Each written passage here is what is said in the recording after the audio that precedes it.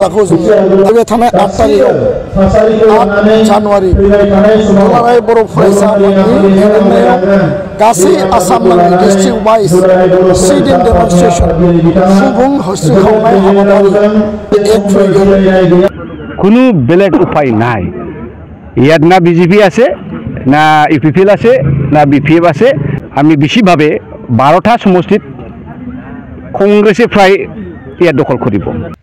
मानगोनां दिपेन बर' सार आरो कंग्रेसनि गोख्रों दैदेनगिरि गर्जन मोसाहारि सारनि कंग्रेसनिबो थागोन आरो फरायसा आफादनिबो थागोन। दिनैनि बे भिडिअआ माने फरायसा आफादा होसिख्रावनाय हाबाफारि फिन खनसे लानो नागिरदों।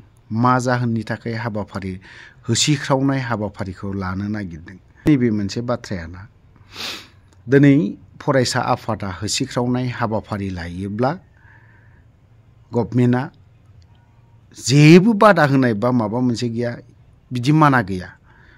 जोंनियाव दा बिटिसिआव श्रेष्ठ जानानै दङ होनबा फरायसा आफाद एकदम पुरा लिगेलजों खारो। नांगौखौ दिनै होसिख्रावनाय हाबाफारि लायो। सम सम बिथांमोनानो बुंनाय नांगौ जायोब्ला होसिख्रावनाय हाबाफारि लाफिनगोन। थिग बेफोरबायदिनो नांगौ जालायबाय नालाय ओंखायनो होसिख्रावनाय हाबाफारि बै समनिखौ दानि दिनाव बिथांमोना रायखांलायोमोन।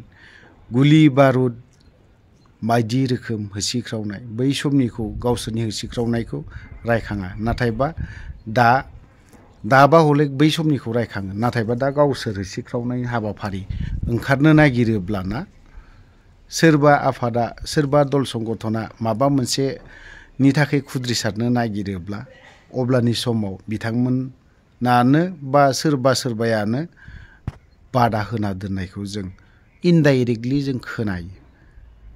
बेफोरबायदि थेवबो जों नायनि माला होसिख्रावनाय हाबाफारि लादों नङा होमबा, समा थिनगोन बेफोरखौ बुंफिननायनि।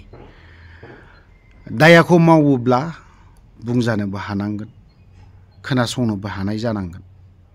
अब्लासो बेफोर दैदेनगिरि बेफोरखौ जुदि हजम खालामनो हायाब्ला बै दैदेनगिरिफ्रा सिबिनोबो हाया समाज। ओंखायनो मानगोनां दिपेन बर' सार दिपेन बर'नि बाथ्राखौ एसे नोंथांमोननो फोरमायनि। जातीय सत्ता जातीय चेतना दुलाराय बर' फरायसा आफादनि साफ्रोमबो मावथिनियाव मालाबाबो दोरोदाखै, खमायाखै। जिल्लाया मोनसे समाव गोदानै दाफिनदों, सिमफायदों आरो दाफामफिननाय जादों। बे मोनसे एचिभमेन्टनि उनाव पिएससिनि उनाव बिटिसिनि उनाव बिटिआरनि उनाव दा बेखायनो आं सानो जे बड'फानि जि आदर्श गेरेमसा माहारि दानाय माहारिबाद, जोंनि जि सोलोंथाइ इडुकेसन, जोंनि जि इमप्लयमेन्ट, जोंनि जि इक'नमि, जोंनि डेभेलपमेन्ट आरो बेनिबो गोजौआव बड'फाया जि आल्टिमेट मोनसे थांखि होनानै गालांदों, जि आलादा रायजोनि जि थांखि, जि बड'फानि जि गेरेमसा माहारि भाइब्रेन्ट बड' कमिउनिटि दानायनि जि मोनसे टारगेट आरो डेस्टिनि, बेयाव एबसुनि साफ्रोमबो दैदेनगिरि बिबानगिरिफ्रा डिटारमाइन।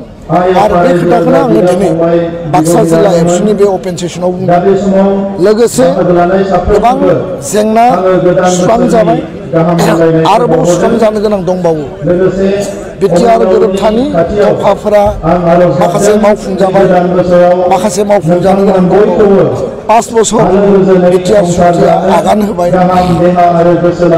दा बेखायनो बेयाव 6 शिड्युलनि एमेन्डमेन्टनि गेजेरजों मर अट'नमिनि खोथा, मर पावारनि खोथा, मर फाइनेन्सियेल बेबस्थानि खोथा आरो सिमा बारायनायनि खोथाया बेयो आधा मावफुंजानायनि उनाव जोंहा मोनसे आत्मबिश्वास दङ, मिजिं दङ।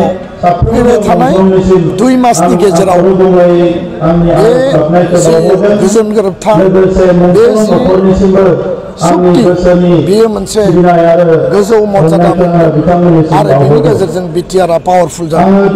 बर'फोरनि जि मोनसे फुल फ्लेजेड मर्यादा, कार्बि आंलंनि एसटि हिलनि जि मर्यादा, बेबो गोख्रैयै जाफुंनांगौ बे खोथाखौ जोङो फैबाय थानाय 8 तारिखआव 8 जानुवारि दुलाराय बर' फरायसा आफादनि दैदेननायाव गासै आसाम नाङै डिस्ट्रिक्ट वाइज सिट इन डेमनस्ट्रेशन सुबुं होस्रिखावनाय हाबाफारि एक फैगोन बेयाव समस्तिनि फिगारा फैगोन समस्तिनि नाम्बारा फैगोन आरो बे नाम्बारा आइननि महराव मोननायनि उनाव बेनि डिलिमिटेसन जागोन आरो डिलिमिटेसन जानाय लोगो लोगोनो बे डिलिमिटेसननि आधाराव जेरै दा पन्सायत डिलिमिटेसन जाबाय एसेम्बलि बा पार्लियामेन्टनि डिलिमिटेसन जाबाय सेम प्रक्रियायाव डिलिमिटेसननि उनाव बिसायख'थिखौ जोङो बेयाव मोननो हागोन दा बेखायनो बे मेटार अफ टाइम आरो फार्स्ट बेनि थाखाय आइननि मर्यादा मोननांगोन आं बुंनो नागिरनाया जे 8 तारिखआव सोलोंथाइनि दाबिफोरखौ लानानै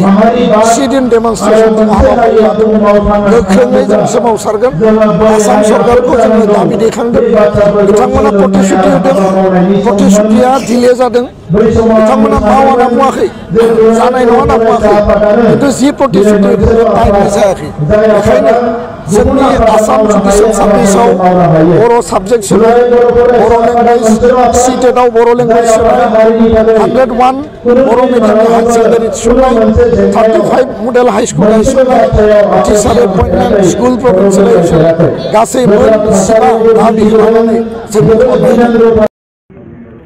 আমি বেশিভাবে 12টা সমষ্টিত কংগ্রেসে প্রায় ইয়াত দখল কৰিব কোনো বেলেগ উপায় নাই ইয়াত না বিজেপি আছে না ইউপিপিএল আছে না বিপিএফ আছে এই যে কংগ্রেসেৰে ঠাই আগৰ পৰাই আমিহে দিছে বিপিএফক বিপিএফ আগত আছিল কংগ্ৰেছৰ মানুহবিলাক লৈ পাৰ্টি কৰিছে চৰকাৰ কৰিছে এতিয়া কংগ্ৰেছৰ মানুহবিলাক সব আহি আছে একেবাৰে 100% শিওর কথা এই গতিকে আমি এবার কোকরাঝার এই 12টা সমষ্টিত আমি কংগ্রেসে দখল কৰিব আৰু এইটোই লৈ আমি হয় সরকার বনাব যদি সরকার বনাবা নোৱাৰে আমি কিন্তু সরকারের লগত থাকিবই এইটো হল আজিৰ তাৰিখৰ কথা ৰাইজৰ ৰাজাৰ কাৰণে